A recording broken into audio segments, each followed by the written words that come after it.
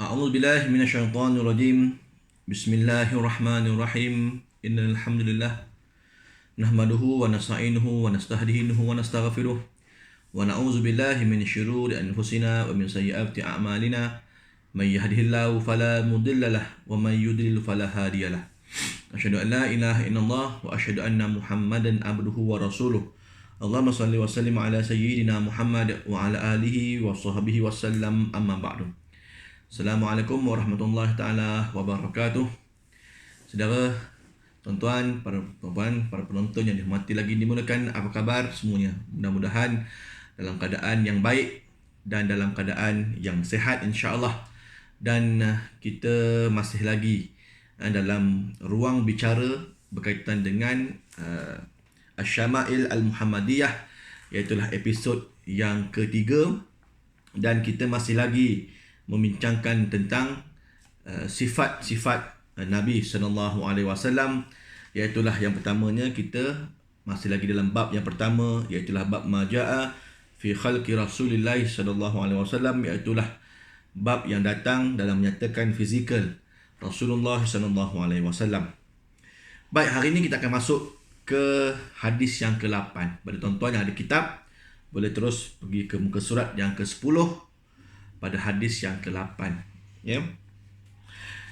Bismillahirrahmanirrahim. Hasan bin Ali radhiyallahu anhu berkata, aku pernah bertanya mengenai sifat Rasulullah SAW kepada pakcikku dari sebelah ibu yang bernama Hind bin Abu Halah. Hind bin Abu Halah adalah seorang yang banyak mengetahui sifat Rasulullah SAW. Aku sangat berharap Hind dapat menceritakan beberapa sifat Nabi SAW, kerana aku mahu mengenali dan mencontohi baginda. Ini yang dikisahkan oleh Hind. Kana Rasulullah SAW fahman mufahhama, yatala'la'u wajhuhu tala'lu'al qamari laylatal badr, atwala minal marbu' wa aqsara minal mushazzah wa aqsara minal mushahzab azimal hamah. Rasulullah SAW seorang lelaki yang agung dan berwibawa, katanya. Wajahnya cerah berseri, bagaikan rembulan yang bersinar di malam purnama. Baginda lebih tinggi daripada orang yang sederhana dan lebih rendah daripada orang yang sangat tinggi, dan kepalanya besar.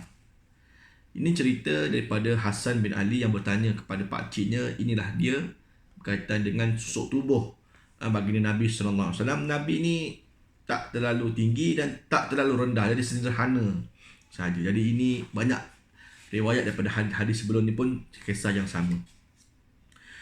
Rajilash sya'ri inin farakat aqiqatuhu farraqaha wa illa fala yujawizu sya'rahu syahmata uzunai idza huwa waffara azharal laun. Katanya lagi, rambutnya ikal beralun. Apabila rambut bahagian depannya terurai, baginda membuat belahan dua. Sekiranya tidak membelah dua, ujung rambutnya dibiarkan sampai ke cuping telinga, namun tidak melampauinya. Iaitu Rasulullah SAW menjadikan rambutnya sebagai wafrah. Warna kulitnya putih bersinar kemerah-merahan. Apa itu wafrah? Wafrah ialah rambut yang hampir menyentuh dan tidak melebihi daun telinga, disebut wafrah. Rambut yang tidak melebihi daun telinga. Kan ni kira daun telinga lah, nampak macam ada keluar kan. Jadi rambut Nabi tidaklah tertutup rambut yang gitu kan. Jadi dia kemah lah, nampak lah telinganya. Jikalau melebihi daun telinga dinamakan limmah, dan yang menyentuh bahu dinamakan jummah. Urutannya adalah WAW, iaitu wafrah, waw wafrah, lam limmah, dan jim jummah. Waw, lam, dan jim. WAW, waw, LAM, lam, dan JIM jim. Itu merujuk kepada urutan rambut lah. Jadi Nabi ni dia kemas lah sifatnya, hidup lah gelebih rambut kan, tak tersusun. Jadi sifat Nabi ni sifat yang cantik, handsome, bergaya lah, begitulah kan. Tidaklah sememeh kata orang, begitu. Wasi'al jabin azajjal hawajib sawabigha fi ghairi qaran bainahuma irqa yudirruhul ghadab aqnal irnin lahu nurun ya'lu yahbasuhu man lam yata'ammalhu asyam. Dahinya luas, alisnya panjang melengkung bagaikan dua busur panah yang terpisah. Di antara kedua-dua alisnya ada urat yang kelihatan memerah ketika sedang marah.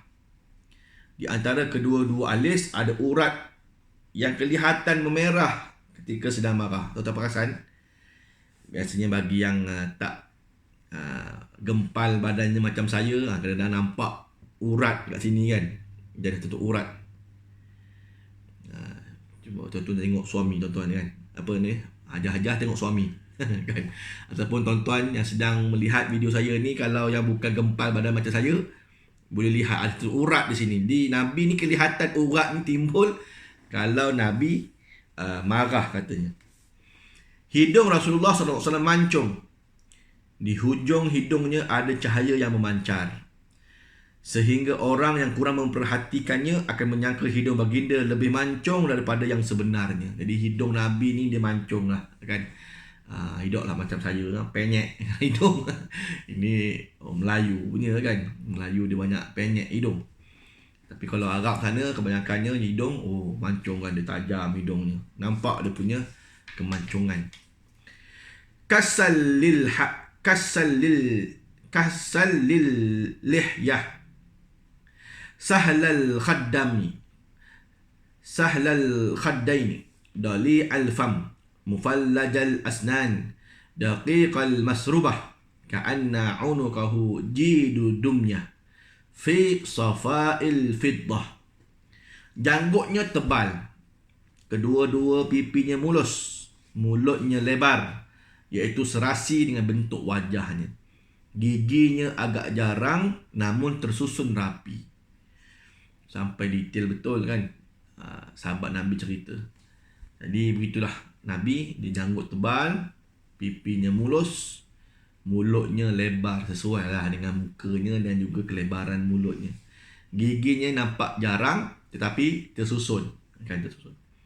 Bulu dadanya halus, lehernya indah, tegak dan kuat. Bermakna nampak leher tu kan, ada setengah orang dia tak nampak kan, dia tenggelam kan. Leher dengan badan sama kan. Setidak-tidaknya nampak lah leher kan. Yang Nabi ni nampak leher. Muqtadilul khulq badinun mutamasik sawa'unil batnu was-sadr sawa'ul batni was-sadr aridus sadr ba'idu ma bainal mankibain dakhmul kararis anwarul mutajarradil al-mutajarrid mausulu ma bainal libbati was-surrati bi'asharin yajri kal khayt aris sadyain wal batni mimma siwa dhalik ash'aru zira'in wal mankibain wa a'alis sadr. Bentuk tubuh baginda sederhana, badannya berisi seimbang, perut dan dadanya sama rata. Dadanya lebar, kedua bahunya bidang dan tulang sendinya besar. Bahagian badannya yang tidak ditumbuhi rambut kelihatan bersih bercahaya dari pangkal leher sampai ke pusat. Bulu yang tebal tumbuh seperti garis. Selain bahagian itu, kedua-dua puting susu dan perutnya bersih, tidak berbulu. Kedua-dua hasta, bahu dan dada bahagian atas berbulu halus. Ini detail lah kan. Jadi biasalah kadang-kadang dalam waktu perang ataupun perlukan, ialah Nabi perlu buka baju apa semua, jadi benda ni diperhatikan oleh sahabat baginda Nabi sallallahu alaihi wasallam, bentuk tubuh baginda yang di hadapan dan sebagainya. tawilul zaidain, rahbul rahah, shashnul kaffaini wal qadamain, sa'ilul atrafi au qal sya'ilul atrafi, khumsanul akhmasain, masihul qadamain, yanbu anhumal ma. Kedua-dua ruas tulang tangannya panjang, telapak tangannya lebar. Kedua-dua telapak tangan dan kakinya terasa tebal.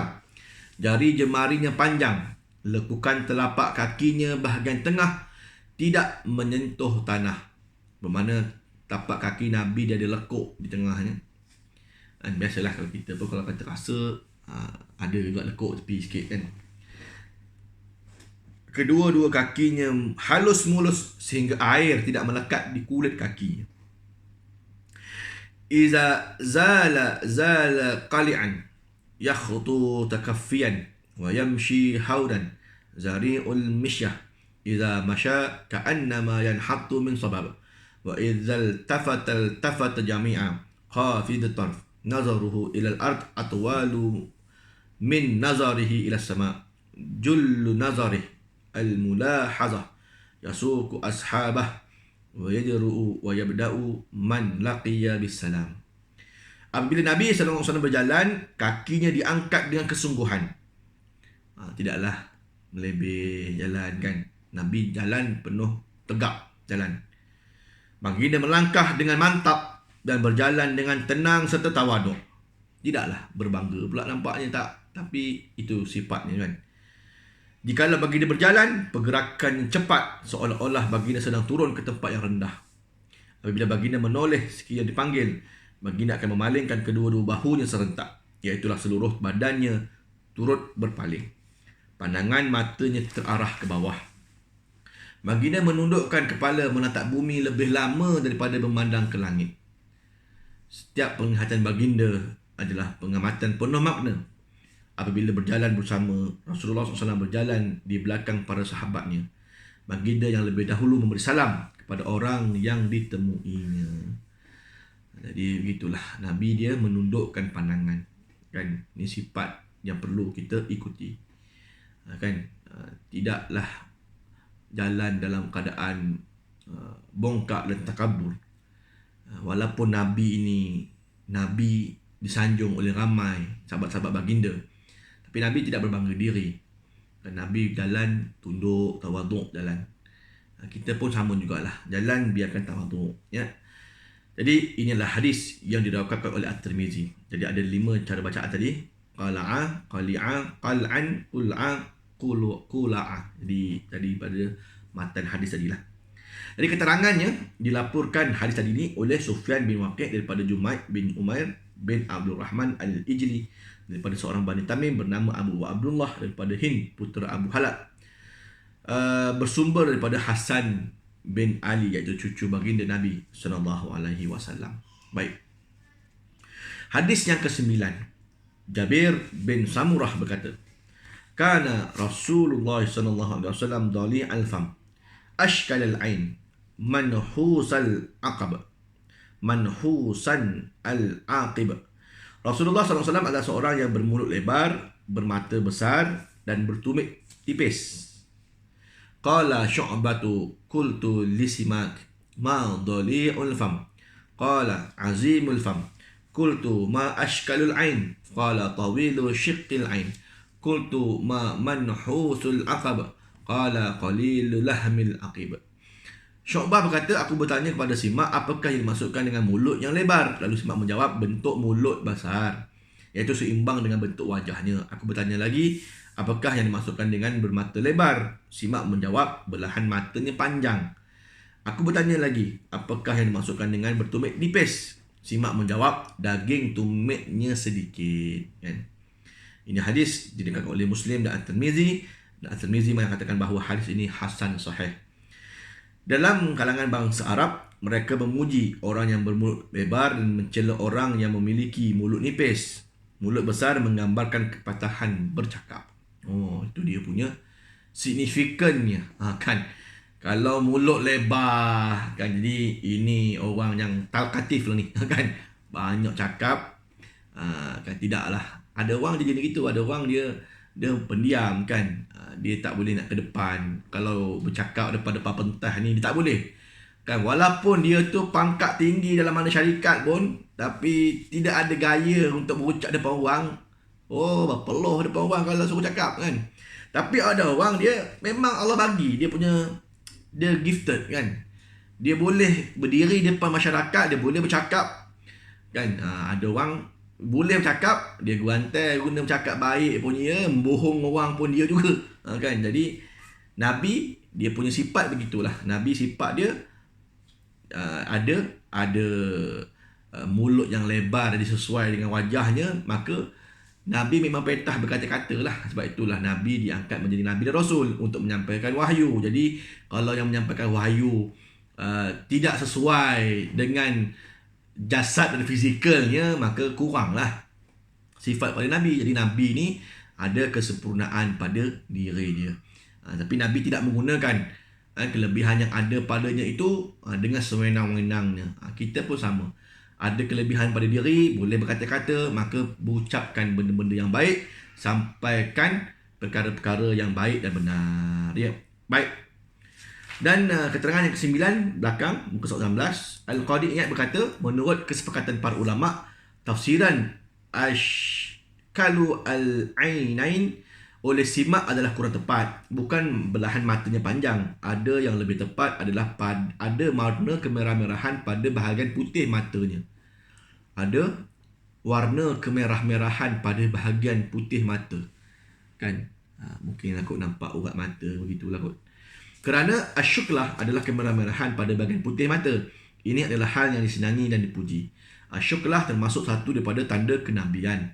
Sedangkan asyuhlah adalah kemerah-merahan pada bahagian hitam mata. Bermakna mata Rasulullah SAW terbuka lebar seperti orang yang terbeliak, tidaklah sepet matanya kan. Mungkin macam saya sepet kan. Ada orang sepet lagi, tak boleh senyum aja hilang mata kan. Jadi Nabi tak begitu. Nabi nampak matanya. Keterangan hadis ini adalah secara sahih dilaporkan oleh Abu Musa Muhammad bin Al-Musanna daripada Muhammad bin Ja'far, daripada Syu'bah, daripada Simak bin Hab yang bersumber daripada Jabir bin Samurah. Baik, jadi itulah kurang lebih keterangan untuk dua hadis. InsyaAllah pada kesempatan yang akan datang kita akan sambung lagi perbahasan pada hadis yang ke-10. Jadi pada tuan-tuan yang mana baru saja menjumpai channel saya ini, jangan lupa untuk like, share, subscribe dan juga sharekan channel saya ini kepada kawan-kawan apa semua. Mudah-mudahan dapat kita kembangkan pahala ilmu bersama dengan kawan-kawan yang lain, tidak mara dan sebagainya. Ya, aku lakukan hadza wa astaghfirullahalazim li wa lakum. Assalamualaikum warahmatullahi taala wabarakatuh.